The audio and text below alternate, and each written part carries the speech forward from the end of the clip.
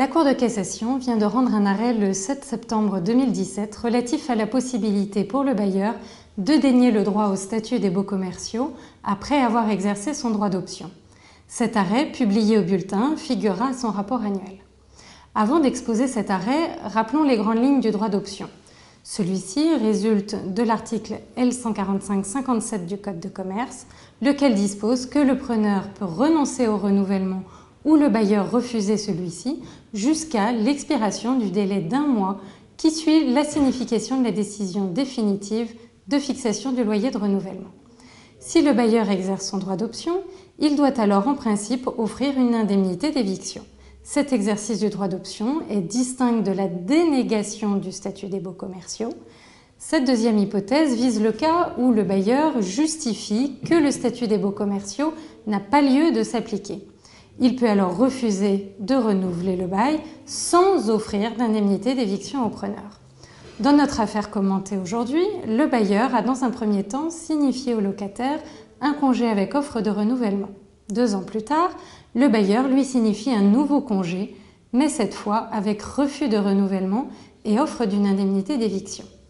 Quelques mois plus tard, le bailleur prenait acte, cette fois du défaut d'immatriculation du locataire à la date du congé donné, et déniait l'application du statut des baux commerciaux à son locataire, refusant donc désormais tout paiement d'une indemnité d'éviction.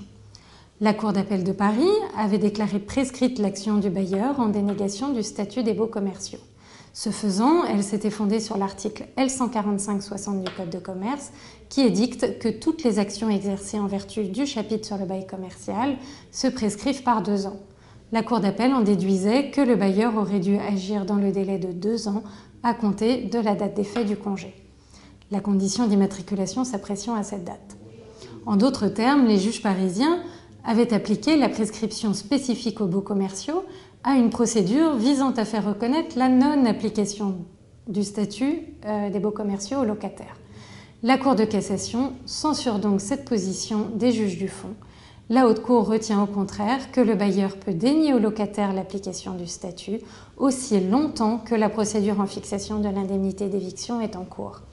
Cet arrêt peut être rapproché d'anciens arrêts au terme desquels, dès lors que le locataire ne rentre pas dans le champ d'application du décret de 53, le bailleur peut revenir sur son acceptation de principe tant que le nouveau bail n'a pas été conclu.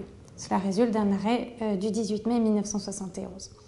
Une autre question est de savoir si le bailleur aurait pu rétracter son offre de renouvellement alors même qu'il connaissait le motif d'exclusion lorsqu'il a donné congé.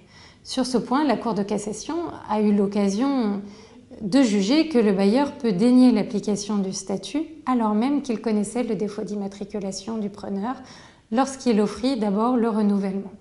Cela avait été posé dans un arrêt de la Cour de cassation de 1994. Force est de constater que dans notre affaire commentée aujourd'hui du 7 septembre 2017, la Cour de cassation n'a pas fait cas de ce critère.